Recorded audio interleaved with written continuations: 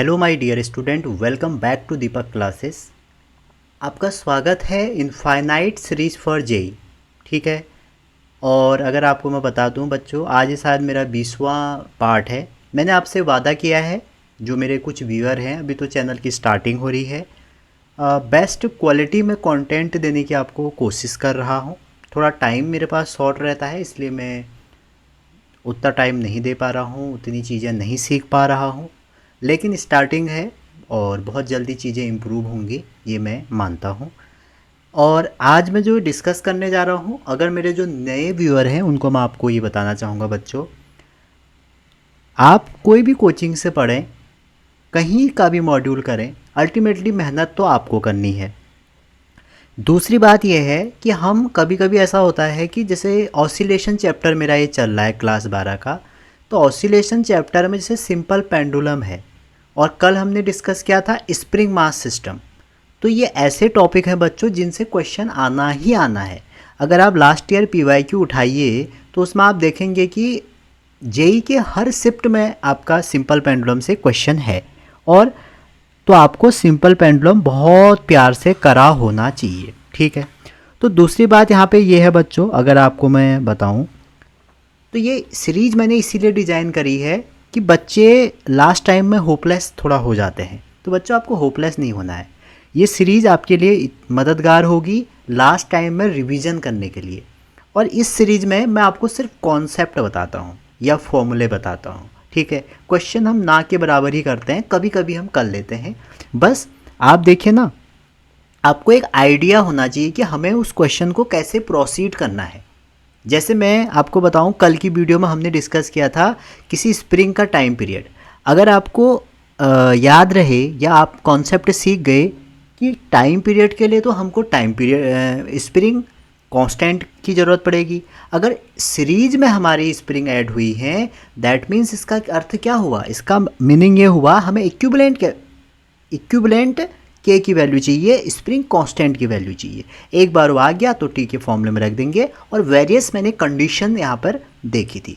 तो ये सीरीज जो मेरी मेनली है, नए व्यूअर को मैं बताना चाहूँगा, infinite series useful for JEE mains and DNA series useful for NEET exam. Starting के 3 दिन में मंडे, ट्यूसडे और वेंसडे को मेरी 2 वीडियो आती हैं इनफाइनाइट सीरीज पे। ऐसा मैंने टोटल क्या या आप ही बोल सकते हैं प्लानर बना रखा है अपना।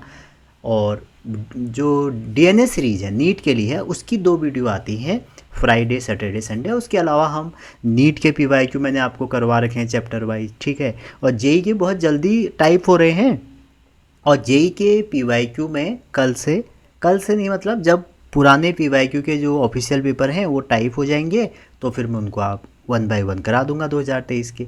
तो आप कहीं से भी पढ़िए, कॉन्सेप्ट सीखिए, लेकिन पीवाईक्यू जरूर करके जाइए। एक रफ आइडिया रखिए कि क्या क्वेश्चन पूछा जा रहा है, क्या मेरे को आ रहा है, नहीं आ रहा है। और मैं आपसे वादा करता हूँ बच्चों, मैं बेस्ट कंटेंट लाने की कोशिश करूँगा।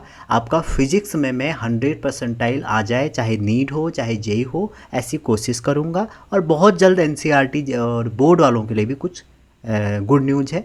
और एक बताऊं, अगर एक बात और बच्चों, मैंने अब देखो हर पेपर में assertion reason and statement based question बन रहे हैं, तो उसकी भी टाइपिंग हो रही है, और उसकी मैंने आपको हर चैप्टर वाइज करवाऊंगा, तो उसके बारे में फिर आपको बाद में बताऊंगा। ठीक है। चलिए शुरू करते हैं।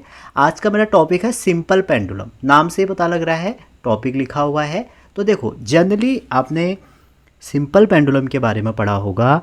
जो हमारी आइडियल सिंपल पेंडुलम है बच्चों, उसमें क्या होता है, ये कंसिस्ट करती है एक हैवी पॉइंट मास जिसको हम बॉब बोलते हैं। ठीक है। और सस्पेंडेड बाय मासलेस जो हमारी स्ट्रिंग है, वो कैसी होनी चाहिए, स्ट्रिंग मतलब ये मान लो आप एक थ्रेड, एक धागा। ठीक है। वो मासलेस होना चाहिए, वो फ्लेक्सिबल होना चाहिए, और वो इनएक्सटेंसिबल होना चाहिए। और इस कंडीशन के बाद जो मेरा अरेंजमेंट होगा बच्चों, वो कैसा हो जाएगा, देखिए। वो मेरा जो अरेंजमेंट होगा वह इस तरह से बनेगा।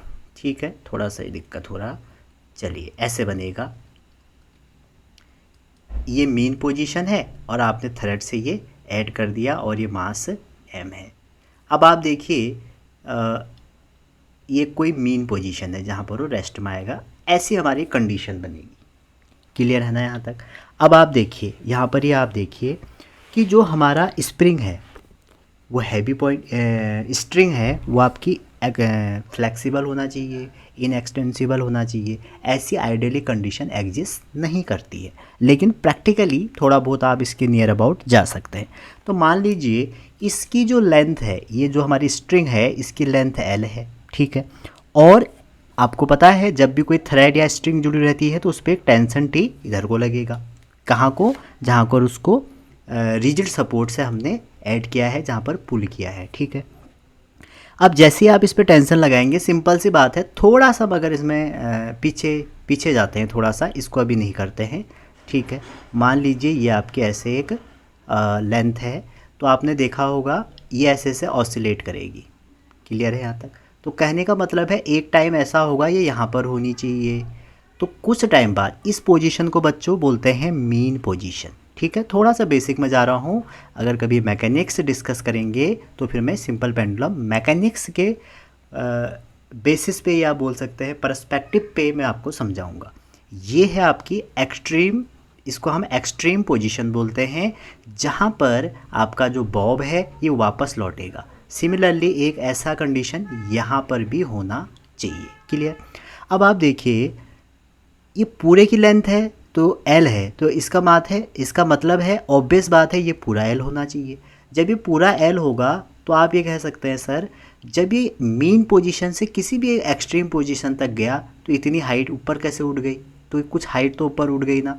तो मतलब यहाँ पर अभी मैं थोड़ा सा आपको आइडिया दे रहा हूँ, जो काइनेटिक एनर्जी थी वो पूरी किस में कन्वर्ट हो गई, पोटेंशियल एनर्जी में। और काइनेटिक एनर्जी का जो लॉस हुआ वो चेंज हो गया आपका, या गेनिंग हो गई या गेन हो गया पोटेंशियल एनर्जी में, क्योंकि एनर्जी तो कंजर्व रहती है।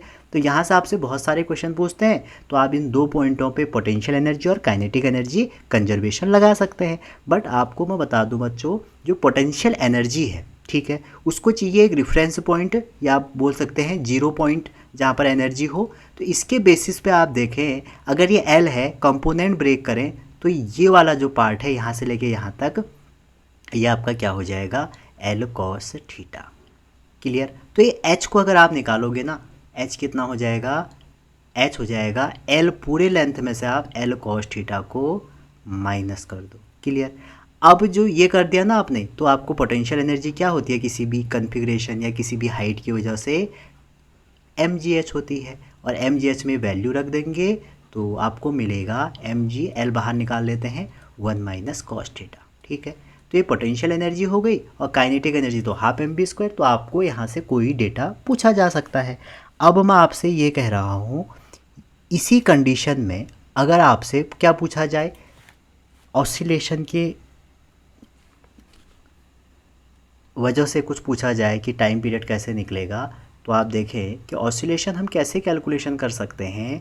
मान लीजिए मास m है भैया, ये फिक्स हमारा रिजिड सपोर्ट है, ये एंगल थीटा है। तो अगर थीटा है ना, अब ये लेंथ l है, तो यहाँ पर कोई एक फोर्स लगेगा, वो होगा हमारा t।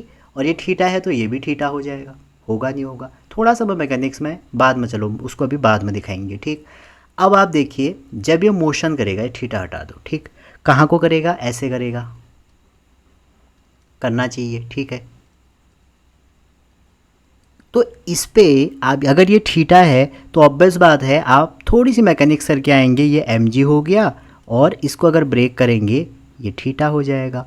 तो mg का जो कंपोनेंट हो जाएगा ये mg cos थीटा हो जाएगा, और जो इसको वापस लाएगा रिस्टोरिंग फोर्स वो हमारा mg sin थीटा हो जाएगा।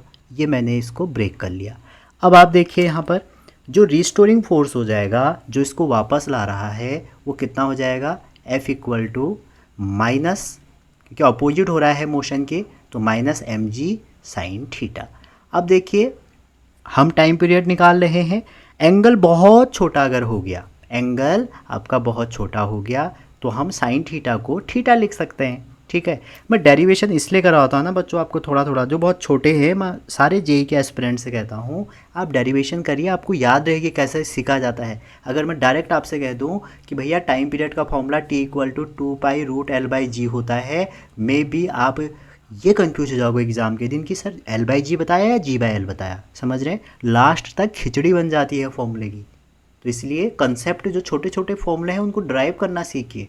और मैं आप सारे बच्चों से कहता हूँ जब PYQ करा रहा हूँ या कराता हूँ कि आप एक क्वेश्चन को मोर देन वन मेथड से करिए, अपनी एक अप्रोच लगाइए। कोई ट्रिक नहीं होती है बच्चों, आप खुद ही ट्रिक बनाने लग जाएंगे। समझ रहे हैं ना। फिजिक्स बहुत प्यारा सब्जेक्ट है अगर उसको प्यार देते हैं आप। तो F equal to minus mg theta हो जाएगा। इसे थीटा के हिसाब से अगर आप देखें, ये अगर ये डिस्टेंस आपकी x है, ठीक है, तो थीटा निकाल दीजिए। तो थीटा हो जाएगा आर्क ओवर लेंथ, आर्क हो जाएगा x मान लो और ओवर l हो गया। तो यहाँ पर अगर आप वैल्यू रखें तो F इक्वल टू हो जाएगा minus mg x by L. Clear है यहाँ तक। अब यहाँ पर एफ एक्स को इधर भेजा तो एफ बाई जो एक्स हो जाएगा वो आपका आ जाएगा एम जी बाई एल। होना चाहिए या नहीं होना चाहिए। तो एम जी बाई एल जो है ना बच्चों, अब मैं इसीलिए इसको मैंने ऐसा बनाया, बट डायरेक्ट भी कर सकता था कि बच्चों यहाँ से ये मैं कंपेयर कर दूँ तो निकल जाएगा। मैं आपको इसलिए बता रहा हूँ ना बच्चों, ये वाला जो टॉपिक है ना, ये वाला पार्ट, इसको हम बोलते हैं स्प्रिंग फैक्टर। समझ रहे हैं यहाँ तक। मे बी जेई में बेसिक पूछा जा रहा है बहुत ज़्यादा। स्प्रिंग फैक्टर आपको अगर सर कैसे, देखो F इक्वल टू होता है माइनस के एक्स, तो K इक्वल टू क्या होगा, F बाई एक्स होगा या नहीं होगा। तो ये वही तो है। क्लियर है ना। अब जो हमारा टाइम पीरियड होता है, हमारा जो टाइम पीरियड होता है वो कितना होता है भैया, वो होता है आपका, एक स्लाइड मैं आगे ले जा रहा हूँ आपको। तो भैया टाइम पीरियड होता है, मेन जो फॉर्मूला होता है टाइम पीरियड का वो आपका आता है T equal to 2 pi under root inertia factor और अपॉन में जो हम इसको डिवाइड करते हैं वो फैक्टर होता है आपका स्प्रिंग फैक्टर। बस रख दीजिए वैल्यू। इनर्शिया फैक्टर का मतलब क्या हो गया, मास। इनर्शिया फैक्टर मास ही तो मेजर करेगा। तो 2 पाई हो गया रूट m ओवर, नीचे हो जाएगा m g ओवर l, तो l पहुंच जाएंगे ऊपर। तो यहाँ से जो फॉर्मूला निकल के आएगा t इक्वल टू आपका निकल के आएगा 2 पाई l ओवर g। अब देखो इतना लंबा ले जाने की जो इसको ज़रूरत पड़ी बच्चों वो ये पड़ी कि मे भी आपसे कह देंगे कि इनर्शिया फैक्टर इतना है, स्प्रिंग फैक्टर इतना है, टाइम पीरियड निकालो। ठीक है, आज इनफाइनाइट सीरीज थोड़ी बड़ी हो जाएगी ऐसा मुझे लगता है, क्योंकि स्प्रिंग से बहुत क्वेश्चन पूछे गए हैं। ठीक है, आप कहोगे सर इसको हम ऐसे भी तो कर सकते हैं। देखो अप्रोच बहुत सारी हो सकती हैं। ठीक है, तो अप्रोच सीखना आपका काम है। देखो आप यहाँ पर गौर करिए, कहाँ पर जी, यहाँ पर। ठीक है, इसको मैं दोबारा लिख लूँ, अगले स्लाइड में लिखता हूँ। तो F इक्वल टू क्या आ जाएगा, F इक्वल टू आ जाएगा माइनस एम जी थीटा। ठीक है जी, तो F इक्वल टू क्या हो जाएगा, एम ए। तो एम ए मतलब ये हो जाएगा एम जी थीटा, एम से एम कट गया तो A इक्वल टू क्या आ गया, माइनस जी थीटा। आएगा नहीं आएगा। तो आप कहोगे सर A तो माइनस थीटा, और थीटा क्या है यहाँ पर, थीटा है यहाँ पर एंगुलर डिस्प्लेसमेंट, और सिंपल हार्मोनिक मोशन की यही कंडीशन है।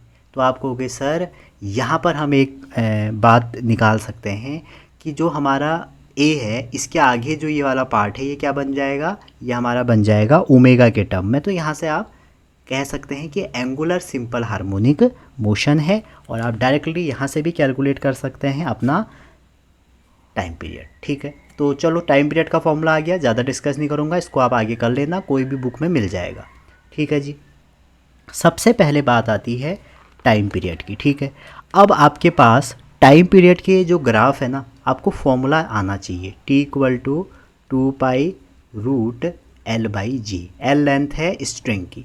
तो केस 1 होगा अगर आपसे टाइम पीरियड और लेंथ का पूछे, ये आपसे जेईई में पूछे गए हैं तभी मैं टॉपिक उठा रहा हूँ। ठीक है, दूसरा ग्राफ में भी पूछा जा सकता है टी स्क्वायर और लेंथ का। तीसरा ग्राफ आपसे पूछा जा सकता है टी का, और मान लीजिए आपसे पूछ दिया रूट एल का। तो सिंपल सी बात है, अगर आपसे टी और रूट एल का पूछें तो आप देखिए y equal to m x graph बन रहा है, और y equal to m x graph तो इतना रट दिया है अब वो ये होगा। अगर आपसे पूछ रहे हैं टी स्क्वायर का तो दोनों साइड स्क्वायर कर दो तो टी स्क्वायर एल के प्रोपोर्शनल है। तो सर ये भी तो state y equal to m x है, क्योंकि हमने यहाँ पर टी स्क्वायर को y ले लिया है, तो y इक्वल टू एक्स ही तो है, तो ये वाला ग्राफ भी यही जाएगा। ये ग्राफ थोड़ा सा दिक्कत करेगा, क्यों, क्योंकि लेंथ जो डिपेंड कर रही है ना टी पे वो ऐसे कर रही है। तो ये बनेगा पैराबोला ऐसे करके। तो ये ग्राफ भी आपको प्रिपेयर करने हैं, ठीक है। आप कहोगे क्या सर आप जी के लिए ग्राफ ड्रॉ नहीं करेंगे, तो आप जी के लिए भी कर सकते हैं। अगर आपको जी के लिए ग्राफ ड्रॉ करना है तो आप कैसे करेंगे, ठीक है। अगर आप इसको ध्यान से देख रहे हैं ना बच्चों इस वीडियो को, और आपके क्वेश्चन नहीं निकले तो आप मुझे बताना, और वहीं अगर क्वेश्चन निकले तो आप मुझे तब भी बताना कि सर हमारे इससे क्वेश्चन निकले। आपका एक कमेंट मेरे लिए बहुत कुछ है। मैं आपसे बार बार कहता हूँ, लाइक देखो मेरे चैनल में आप लाइक करो, शेयर करो, सब्सक्राइब करो, ये आपकी मर्जी है, लेकिन अगर आपका कोई क्वेश्चन निकलेगा तब आप मुझे ज़रूर बताओ, मेरे को खुशी होगी बच्चों, ठीक है।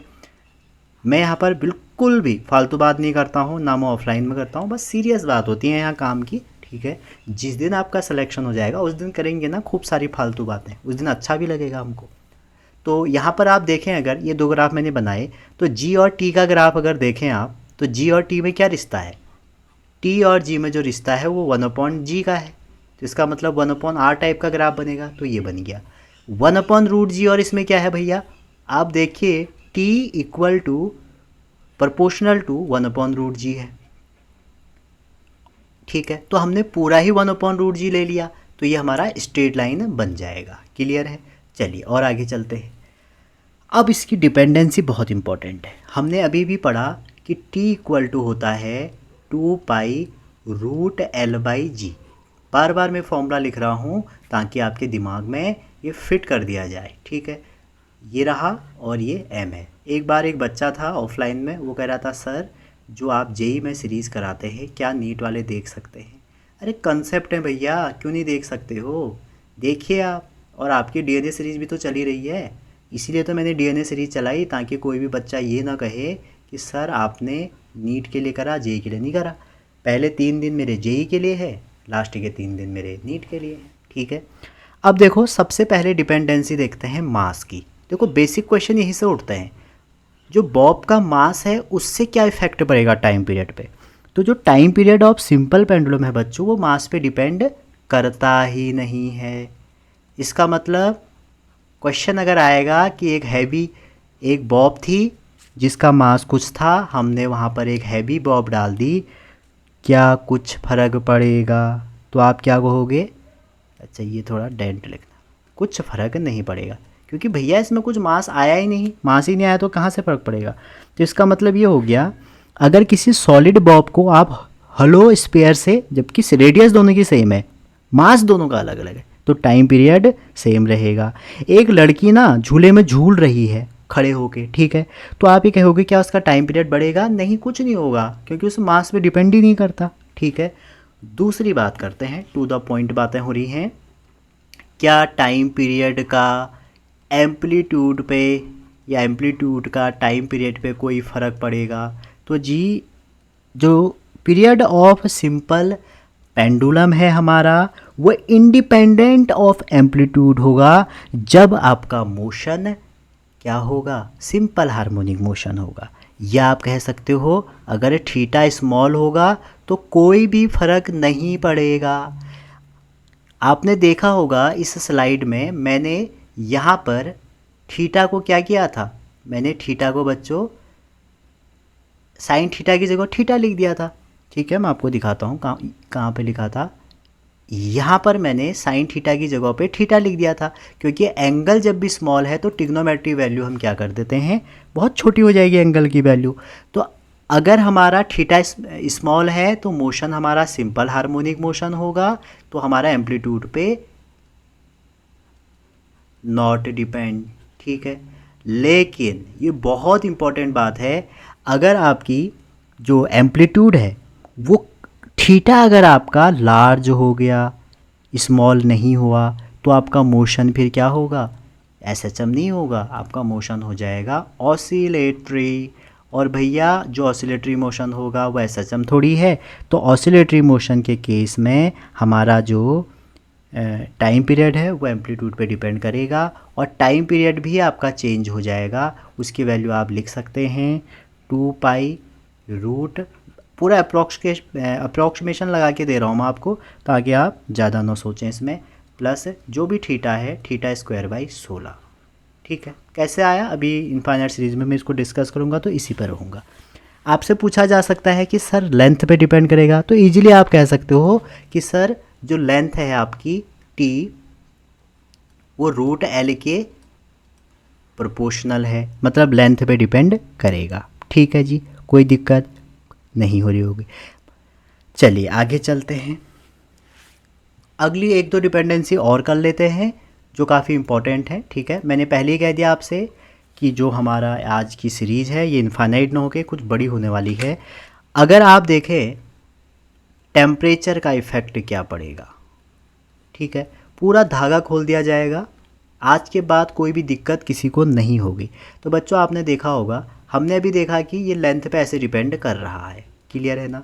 तो लेंथ पर क्या टेम्परेचर का डिपेंड कर होगा वही हमको देखना है। तो आपको पता होगा जब हम किसी भी जो हमारा रॉड है उसका लेंथ इंक्रीज करते हैं तो आपका लेंथ ऐसे इंक्रीज होती है, थर्मल एक्सपेंशन में देखा होगा। तो आप मुझे बताइए कि अगर इसको थोड़ा बहुत आप सॉल्व कर दें, ठीक है, या आप कहें कि पहला कुछ हमारा एक टेम्परेचर था और बाद में हम पहले हमारा टी नॉट था, बाद में टी हो गया जब हमने वो करा, तो उसके corresponding length L over L not हो जाएगी। तो जैसे ही आप ये वैल्यू रखेंगे और अप्रॉक्सीमेशन लगाएंगे तो जो change in delta T over T होगा वो आपका क्या आएगा, वो आ जाएगा half alpha delta delta T का। इसको ना डेल्टा टी नहीं करो, ये टाइम पीरियड ना, इसको आप कर लो थीटा कर लो, टेम्परेचर को थीटा से दिखा लो, नहीं तो फिर दिक्कत आ जाएगी। तो आपका आ जाएगा डेल्टा थीटा, और ये क्या है, चेंज इन टेम्परेचर। ये कहाँ से आया, आप ये वैल्यू यहाँ पुट करके अप्रॉक्सीमेशन जैसे लगाओगे निकल जाएगा। और लास्ट वन अगर आप जी का देखें, जी का बहुत बड़ा रोल है। जैसे आप अर्थ की सरफेस से ऊपर जाते हैं नीचे जाते हैं तो जी क्या होता है, डिक्रीज होता है, तो टाइम पीरियड क्या होगा, बढ़ेगा। तो आपको देखना है, अब जैसे एक क्वेश्चन बहुत बार पूछा जाता है कि एक घड़ी है आपकी और वो बेस्ड है सिंपल पेंडुलम पे, आप उसको हिल की तरफ ले गए, ठीक है, किसी अदर प्लैनेट से हिल की तरफ ले गए या कोई अदर प्लैनेट पे ले गए, तो जी बढ़ेगा घटेगा, तो बच्चों जी तो घटेगा। तो जी घटेगा क्योंकि हाइट बढ़ने पे जी घटता है, और जी घटेगा तो टी आपका इंक्रीज होगा, और टी इंक्रीज होगा तो जो घड़ी है ना बच्चों वो स्लो हो जाएगी। वहाँ पर टी नहीं पूछा जाता है, वहाँ पर ही पूछा जाता है कि क्लॉक स्लो हो जाएगी या फास्ट हो जाएगी। टी बढ़ेगा मतलब टाइम पीरियड बढ़ेगा, टाइम पीरियड बढ़ेगा तो आपकी घड़ी स्लो हो जाएगी। क्लियर, चलिए और आगे चलते हैं। अगला है जो हमारा वेरियस कंडीशन, क्या क्या कंडीशन बन सकती हैं, ठीक है। आई होप आपको समझ में आ रहा होगा, समझ में आ रहा है तो लाइक मारिए, एक हिट करिए लाइक, अपने दोस्तों को बताइए कि भैया एक ऐसा भी चैनल है जहाँ पर बहुत अच्छी चीज़ें बताई जाती हैं, ठीक है। और बाकी आपकी इच्छा। चलिए एरर से रिलेटेड यहाँ पर क्वेश्चन आता है, हमने देखा T equal to 2 root L by g है, क्लियर है। तो आप कह सकते हैं कि सर जो टी है, आप ये भी कह रहे थे कि ये रूट एल है, तो अगर आपको टी पे अनसर्टेनिटी निकालनी है या आपको टी की एरर निकालनी है रिलेटिव, तो आप कह सकते हैं सर ये हो जाएगा half delta L by L into 100। Clear ना बेटा, ये पॉइंट आपका क्लियर होना चाहिए। यहाँ पर एक बात और है, जैसे मान लीजिए अगर आप लेंथ बढ़ाएंगे फिर टेम्परेचर भी बढ़ेगा। अब कितना बढ़ेगा, अगर लेंथ को आप 2% बढ़ाएंगे तो आपका जो रिलेटिव एरर होगा उसमें कितना हो जाएगा, 1% हो जाएगा, क्योंकि वो हाफ हो जाएगा।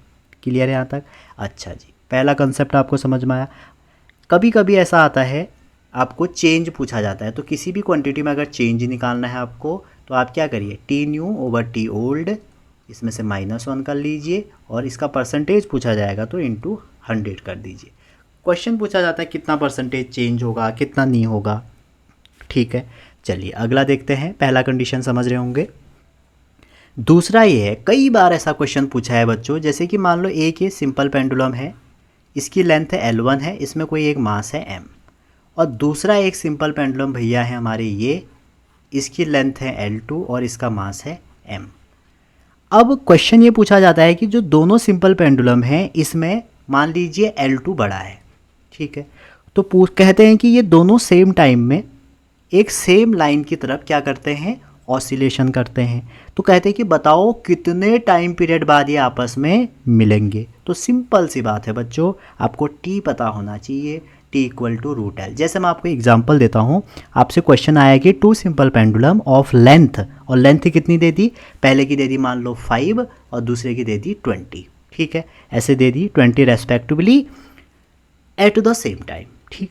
दे meet again in phase when shorter pendulum complete इतने ऑसिलेशन, तो कितने, हाउ मच ऑसिलेशन, ये पूछा जाता है, तो आपको ये लगा दो। तो दोनों कंडीशन में मान लो इसका T1 है, इसका T2 है, ठीक है।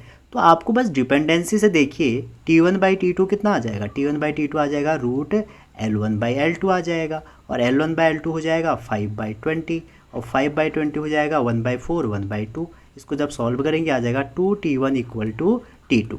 कहने का मतलब है जो T2 है ना, जब 2 T1 हो जाएंगे तब 1 T2 होगा। तो अगर आपसे पूछा जाएगा कि कितने ऑसिलेशन के बाद ये एक दूसरे को सेम फेज में आएंगे शॉर्टर, तो शॉर्टर 2 करेगा और जो लॉन्गर है वो 1 करेगा, ठीक है। ऐसे क्वेश्चन आपसे जेईई में काफ़ी पूछे गए हैं, आप इसको कर लीजिएगा, ठीक है। चलिए 2 कंडीशन हो गई। तीसरी कंडीशन जो है मेरी वो है इलेक्ट्रिक फील्ड वाली, ठीक है। अच्छा, मैं फिर कह रहा हूँ आपसे कि मैकेनिक्स में मैं आपको बाद में दोबारा फिर बताऊँगा, लेकिन एक छोटी सी बात मैं आपको ये बताता हूँ। जैसे ये हमारा सिंपल पेंडुलम है, ये हमने एक मास लगाया है जिसका चार्ज Q है, ठीक है। तो जैसे ही आप इसमें इस साइड को इलेक्ट्रिक फील्ड लगाएंगे, ऑब्वियस बात है ये थीटा है और ये T है, तो ये वाला एंगल भी आपका थीटा हो जाएगा। ऊपर को ब्रेक करेंगे तो T cos थीटा आ जाएगा, और इस साइड को ब्रेक करेंगे तो T sin थीटा निकल के आएगा। और आपको एज यूजुअल पता है यहाँ पर इसका वेट लग जाएगा mg, और इलेक्ट्रिक फील्ड इधर है तो यहाँ पर फोर्स लग जाएगा। तो F इक्वल टू कितना आ जाएगा, T sin थीटा, और वहीं पर mg इक्वल टू क्या आ जाएगा, mg इक्वल टू आ जाएगा T cos थीटा। तो कई बार इससे डिट्टो क्वेश्चन छपे हुए हैं, तो आपको करने हैं, इसको डिवाइड कर दोगे तो एंगल पूछेगा तो tan थीटा इक्वल टू क्या आ जाएगा, F/mg, और F की वैल्यू किसी भी इलेक्ट्रिक फील्ड में Q/E होती है, ठीक है, QE होती है, ठीक है, ये हमारी QE होती है इलेक्ट्रिक फील्ड में, तो QE/mg हो जाएगा। और अगर आपसे रिजल्टेंट पूछ लिया इन दोनों का, तो भैया दोनों 90 के एंगल में, तो रिजल्टेंट जो हो जाएगा आपका, टेंशन जो हो जाएगा वो आपका क्या आ जाएगा, F² प्लस mg का स्क्वायर। क्लियर बेटा, ओके, समझ रहे होंगे ऐसा मुझे लग रहा है, ठीक है। लाइव तो बच्चे थोड़ा रिव्यू देते हैं, लेकिन अब ऐसे थोड़ा हो नहीं पाता है, तो आपका कमेंट ही मेरे लिए रिव्यू है कि आप कितना अच्छे से सीख पा रहे हैं। फिर आगे चलते हैं। कंडीशन ये है बच्चों कि हमको टाइम पीरियड पता है T इक्वल टू क्या है, T इक्वल टू हमारा वो ये वाला T बच्चों टेंशन था, हाँ, यहाँ पर टाइम पीरियड मैंने कुछ नहीं बताया है। ये T जो है ये टेंशन है, क्या है, टेंशन कितना है, क्लियर है ना, ये भी T टेंशन है। तो अब टाइम पीरियड की बारी करते हैं। तो टाइम पीरियड जो होता है वो होता है सिंपल पेंडुलम का 2π√L/g। लेकिन आप देखिए G इफेक्टिव इसलिए लिख रहा हूँ, अगर आप इसमें इस साइड को इलेक्ट्रिक फील्ड लगा देते हैं भैया, तो जैसे ही इस साइड को इलेक्ट्रिक फील्ड लगाएंगे तो होगा क्या, इसका G इफेक्टिव हो जाएगा, एक इलेक्ट्रिक फील्ड की वजह से एक्सेलरेशन आ जाएगा जो कि इस डायरेक्शन में होगा, ठीक है, और इसका जो वेट शिफ्ट होगा, जो mg से ये बंदा यहाँ शिफ्ट होगा, mg डैश में शिफ्ट हो जाएगा। तो इन दोनों का आप अगर रिजल्टेंट निकालते हैं, और इलेक्ट्रिक फील्ड में एक्सेलरेशन होता है QE/m, तो G इफेक्टिव हो जाएगा आपका इस केस में √90 एंगल लगा दीजिए G² प्लस A², और A की वैल्यू होती है QE/m का होल स्क्वायर, ये यहाँ पर पुट कर दीजिए, और टाइम पीरियड ऑब्वियस बात है घटेगा।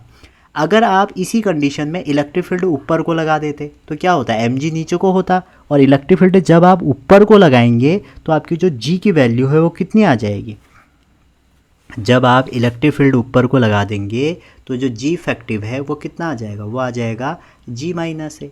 और वही बात अगर आप इलेक्ट्रिक फील्ड नीचे को लगा देंगे तो सिंपल सी बात है G इफेक्टिव कितना आ जाएगा, G+ है। तो आपको ये देखना है, ठीक है, और ये वैल्यू यहाँ पुट कर दीजिए, आंसर निकल के आ जाएगा, ठीक। एक बहुत बार ये क्वेश्चन पूछा जाता है कि सिंपल पेंडुलम को, ये केस नंबर 4 है मेरा, मान लीजिए ये एक बर्तन में घुसा दिया, ठीक है, ऐसे हमारा एक सिंपल पेंडुलम था, आपने किसी भी विस्कस लिक्विड में भर दिया है, ठीक है, पानी हो सकता है, नॉन विस्कस में डाल दिया।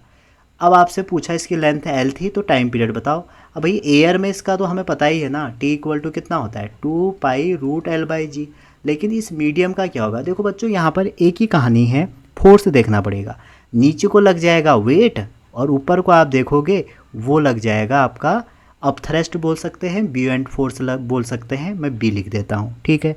तो यहाँ पर भी आपको जी इफेक्टिव निकालना पड़ेगा। अब ये जी ना, ये तो एयर का है, तो किसी भी मीडियम का टी एम कर लेते हैं इसको, जो टाइम पीरियड होगा 2 पाई रूट L/G इफेक्टिव हो जाएगा, ठीक है।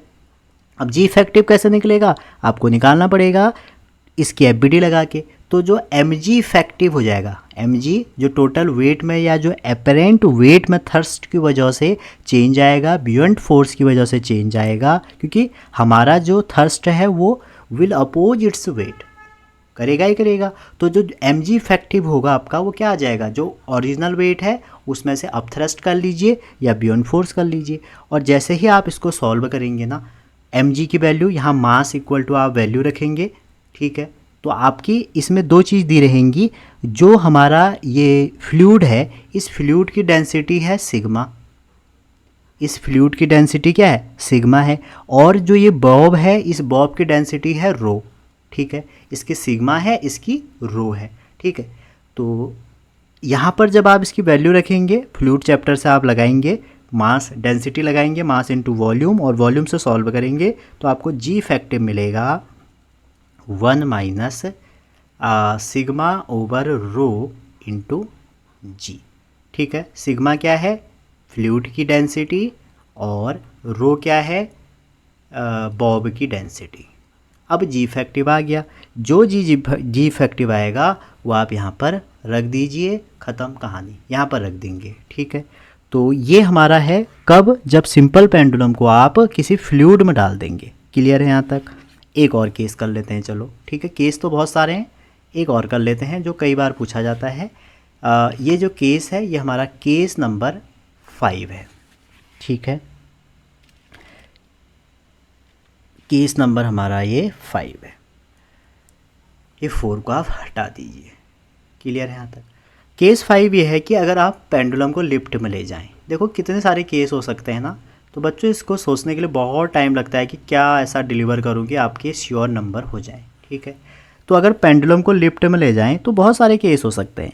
अगर आपकी जो सेलिंग है लिफ्ट की, ऐसे मान लो कोई लिफ्ट है, यहाँ से पेंडुलम आपने एक लटका दिया है, इसका मास m है, ठीक है, और लिफ्ट आपकी रेस्ट पे है, या आप बोल सकते हो, चलो पहले चलो रेस्ट कर लो, या आप बोल सकते हो कि अपवर्ड जा रही है, या बोल सकते हो डाउनवर्ड जा रही है, लेकिन कैसे, कांस्टेंट वेलोसिटी से। तो आप मुझे बताइए, कांस्टेंट वेलोसिटी से जाएगी तो एक्सेलरेशन 0, एक्सेलरेशन में कोई चेंज ही नहीं, तो जी में कोई चेंज ही नहीं, तो टाइम पीरियड में कोई चेंज नहीं। आया मज़ा, ऐसे ही मज़ा आता है भाई, ठीक है। दूसरा केस डिस्कस करते हैं। मान लीजिए हमारा जो लिफ्ट है वो अपवर्ड जा रही है, अभी कांस्टेंट वेलोसिटी का है, ये हमारा दूसरा केस है। मान लो ये लिफ्ट जो है ये कहाँ को जा रही है, अपवर्ड जा रही है, ठीक है। और कैसे जा रही है, कांस्टेंट एक्सेलरेशन से, कांस्टेंट वेलोसिटी नहीं कहा, ठीक है। कांस्टेंट हमने वेलोसिटी कहेंगे तो एक्सेलरेशन यहाँ से 0 हो जाएगा, लेकिन कांस्टेंट एक्सेलरेशन कहेंगे ना तो ऊपर को जा रही है, तो टाइम पीरियड क्या हो जाएगा, आपको जी इफेक्टिव निकालना पड़ेगा। कोई बड़ी बात थोड़ी है भैया, कंसेप्ट तो समझ में आ गया ना, हमें जी देखना है। क्लियर। तो हमारा टाइम पीरियड क्या हो जाएगा, घट जाएगा। क्लियर बात है, जी बढ़ रहा है तो जी बढ़ रहा है तो टी घटेगा ही घटेगा, और क्या होगा भैया, ठीक। अगर आप कहें सर टाइम पीरियड हमारी लिफ्ट अगर नीचे को जाती तब क्या होता, ठीक है, एक केस और करते हैं इसमें डिस्कस, थोड़ा टाइम और दीजिए मेरे को, इसको मैं ख़त्म ही कर रहा हूँ बस।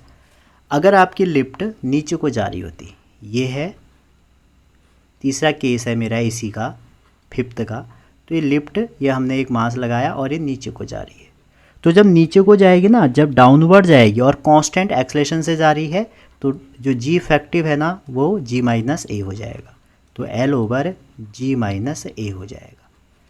क्लियर बच्चों। अगर आपकी जो लिफ्ट है वो नीचे को जा रही है और ए क्या हो गया, जी हो गया, अगर ए जी हो जाएगा, ए जी ले गए भाई इसको, ए जी कितना आ जाएगा, इन्फिनिटी की तरफ पहुंच जाएगा, क्योंकि सब जीरो, समथिंग अपॉन जीरो क्या होता है, इन्फिनिटी। तो ये वाली जो कंडीशन है ये फोर्थ कंडीशन है, ठीक है। अच्छा जी, कुछ अदर हैं कभी कभी, चलो वो अभी नहीं कर रहे हैं डिस्कस। कुछ अदर हैं बच्चों, जैसे आप देखें आपका जो अर्थ का सिस्टम है उसमें अगर आप अर्थ के लिए लगाएं, चलो अगला सिस्टम देखते हैं। ये हमारा सिक्स सिस्टम है, छठा। तो जब पेंडुलम हमारी जिसकी इनफाइनाइट लेंथ होती है, जैसे कि अर्थ के लिए अगर आप टाइम पीरियड देखें, डायरेक्ट पूछा जाता है बहुत सारे पेपर में, 2 पाई रूट, या अर्थ के बीच में से कोई टनल बना दी जाए तो R/G, तो वहाँ पर जो लेंथ हो जाएगी वो रेडियस हो जाएगी। इस पूरे को आप सॉल्व करेंगे, 84.6 मिनट आता है, या आप दिमाग में बैठा लें। एक और टॉपिक बताता हूँ इसी में, जो मेरा सातवां हमारा आज का वेरियस टाइप है। बच्चों एक होता है डबल, या डबल नहीं, उसको बोलते हैं सेकंड पेंडुलम। क्या बोलते हैं, सेकंड पेंडुलम। तो सेकंड पेंडुलम क्या होता है, सेकंड पेंडुलम भी आपका सिंपल पेंडुलम ही है। इस पेंडुलम में जो टाइम पीरियड हो जाएगा ना आपका, वो 2 सेकेंड होता है। तो 2 सेकेंड टाइम पीरियड होने की वजह से इस पेंडुलम को हम क्या बोलते हैं, डबल पेंडुलम, ठीक है। तो T इक्वल टू, अगर आप इस पर आप 2 पाई√L/G लगाएं, G की वैल्यू 9.8 रखें, T की वैल्यू 2 रखें, तो जो L की वैल्यू आती है ना वो लगभग 99.3 सेंटीमीटर के अबाउट आती है, या आप बोल सकते हो जनरली एक मीटर, लगभग 1 मीटर के बराबर आती है ऑन अर्थ सरफेस। अगला जो है मेरा कंसेप्ट वो ये है, तो मून पर अगर आप जाओगे ना, तो जी मून जो होगा अर्थ के रिस्पेक्ट में वो 1/6 ऑफ जी होता है। तो टाइम पीरियड भी क्या हो जाएगा, जी इफेक्टिव में आप क्या रखेंगे, G/6, ठीक है। चलिए एक और कर लेते हैं डिस्कस, बहुत बड़ी वीडियो मैं आपसे कह ही रहा था क्योंकि बहुत ज़्यादा टॉपिक मिले मेरे को इसमें। तो जो अगली वीडियो है वो ये है, अगला टॉपिक वो है कंपाउंड पेंडुलम। कंपाउंड पेंडुलम भी इसी का एक टाइप कह सकते हैं आप। तो कंपाउंड पेंडुलम में क्या होगा कि कोई भी रिजिड बॉडी को आप सस्पेंडेड कर दो एक फिक्स सपोर्ट के साथ, ठीक है, बस उसके पास फिजिकल पेंडुलम होना चाहिए। तो उस केस में जो टाइम पीरियड हो जाएगा आपका वो हो जाता है 2 पाई, ठीक है, अंडर रूट आई, क्योंकि रिजिड बॉडी है, I/mg/L, ठीक है जी। तो इसको थोड़ा सा और अगर आप सॉल्व करेंगे तो आप इसको ऐसे भी कह सकते हैं, थोड़ा बहुत सॉल्व करने में, 2 पाई, तो ऊपर वाले भी पूछा जा सकता है I/G, ठीक है। तो कई बार ये भी आपसे क्वेश्चन पूछा जा सकता है, जैसे आपसे कह देगा एक डिस्क रोटेट कर रही है, ठीक है, तो डिस्क का बताओ टाइम पीरियड। तो आप इस फॉर्मूले से इजीली कर सकते हैं जी इफेक्टिव लगा के, या ये फॉर्मूला लगाएंगे इजीली आ जाएगा, ठीक है। जैसे रिंग का आपका क्या होता है, एम, रिंग का क्या आएगा, mr² आ जाएगा। अगर जिस भी अबाउट पूछा है, क्या पता उसने कहाँ से पूछा है, तो उसके अबाउट आप क्या लगाएंगे, मोमेंट ऑफ इनर्शिया लगाएंगे। और लास्ट टॉपिक, जैसे कई बार ऐसा क्वेश्चन पूछा है कि पेंडुलम को किसी एक्सेलरेटेड व्हीकल्स में रख दिया, मान लो कोई बस जा रही है, ठीक है, ये रोड है, इसके टायर हैं, तो आपने क्या किया, इसमें एक ऐसे डंडा डाल के, ठीक है, यहाँ पर एक पेंडुलम लगा दिया, ये इसके टायर हैं, समझ रहे हैं ना। इसी पर एक आपने छत है तो कुछ ऐसी होगी इसकी, इसमें आपने एक डंडा बांध के एक पेंडुलम डाल दिया। तो जैसे ही आप इसमें पेंडुलम डालेंगे, ये यूनिफॉर्म अपना एक हॉरिजॉन्टली मूव कर रही है, ये गाड़ी है, मान लो कोई ड्राइवर इसको चला रहा है। तो आप देखिए इस केस में जो आपका जी इफेक्टिव होगा ना, देखो जब ये आगे को जा रही है, इसमें एक एंगल ऐसे थीटा बनेगा, ऑब्वियस बात है, एक थीटा बनेगा। तो एक्सलेशन इस पर एक सूडो फोर्स पीछे को लगेगा, ठीक, और नीचे को एक जी है, और इनके बीच में आ जाएगा जी इफेक्टिव। तो जी इफेक्टिव जैसे ही आप निकालेंगे तो जी इफेक्टिव कितना आ जाएगा, √G² + A² आना चाहिए। तो जैसे ही बच्चों आपको ये वैल्यू मिलेगी, आपका जो टाइम पीरियड हो जाएगा ना वो हो जाएगा 2 pi under root L/√G² / A²। Clear है यहाँ तक। और वही बात आई एंगल की, एंगल पूछ लिया जाए तो tan theta equal to A/G हो जाएगा। समझ रहे, थीटा क्या होगा हमारा, थीटा हमारा ये वाला पार्ट हो जाएगा थीटा। तो आप इजीली इसको कर सकते हैं या आप कह सकते हो ये वाला पार्ट हो जाएगा। ठीक, तो जब सिंपल पेंडुलम जैसे ना कार में आप सस्पेंड कर रहे हैं और ये ऐसे कर रहे हैं, मान लीजिए कभी ऐसा क्वेश्चन आ जाता है कि आप सिंपल पेंडुलम को कार में ले जा रहे हैं, ठीक है, और वो कांस्टेंट स्पीड से चल रही है, तो वहाँ पर जो एक्सेलरेशन है फिर वहाँ सेंटीमीटर लगेगा। तो सेंटीमीटर के लिए फिर t इक्वल टू क्या हो जाएगा, 2 पाई करना पड़ेगा। ठीक है, 2 पाई के बाद आपका √L तो ऊपर हो गया, ये अलग है, और नीचे हो जाएगा √G² plus V² centimetre acceleration को आपको स्क्वायर करना पड़ेगा। मतलब कंडीशन पे डिपेंड करता है। अगर कोई पेंडुलम आपने कार में रख दिया और वो मूव कर रहा है कांस्टेंट वेलोसिटी या स्पीड कह लो, कांस्टेंट स्पीड v से और एक सर्कुलर रेडियस के अबाउट, तो तब हमारा टाइम पीरियड ये हो जाएगा। तो बच्चों काफ़ी बड़ी वीडियो हो गई है, चलो कोई बात नहीं, सारे कंसेप्ट आपको समझ में आने चाहिए।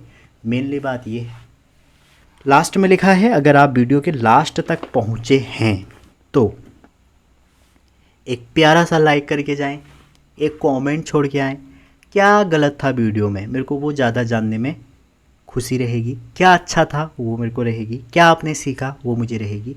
और अगर आप मेरे से वीडियो देख रहे हो, मैं आपसे हर वीडियो के लास्ट में कहता हूँ आप क्वेश्चन अटेम्प्ट करिए, देखिए क्या मास्टर पागल तो नहीं बना रहा। अगर क्वेश्चन नहीं आ रहे हैं आपको इसके बाद भी, तो इसका मतलब है आपने समझा नहीं है या मास्टर ने नहीं समझाया है। ठीक है, तो ये डिफरेंट केस थे आपके, मे भी आपको समझ में आए हों। तो मिलते हैं अगली वीडियो में, आप पढ़ते रहिए और अपना टाइम बचाइए, टाइम इज़ मनी, अपनी हेल्थ पे ध्यान दीजिए। मिलते हैं नेक्स्ट वीडियो में। और अब इस हफ्ते की 2 ही वीडियो आएंगी इनफाइनाइट की, तो कल से नीट की 2 वीडियो आएंगी, वो DNA सीरीज की आएंगी, और फिर अदर हमारी जो भी चीज़ हैं वो चलेंगी।